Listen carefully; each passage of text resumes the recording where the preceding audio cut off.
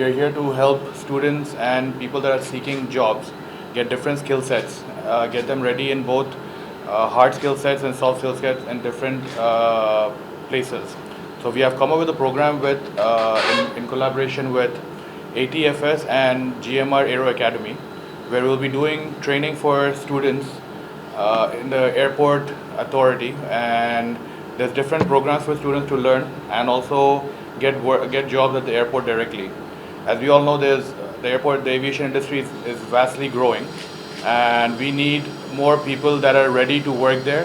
That's why we have partnered with ATFS and GMR Aero Academy. GMR Aero Academy is going to be providing the training. We are primarily quality and service partners for airports across India.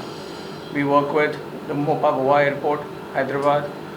We work with all the Adani airports and Bangalore Airport as well. So one of the key things we try getting into this industry is to get qualified people coming in at various positions which help in enhancing customer experience. Primarily for a very simple reason that our aviation careers started full-fledged with the Mopa Airport. And the quality of students here is phenomenal, whether in terms of how they speak, the way they carry themselves. So we felt that with the skill set they have, it is much more easier to work with them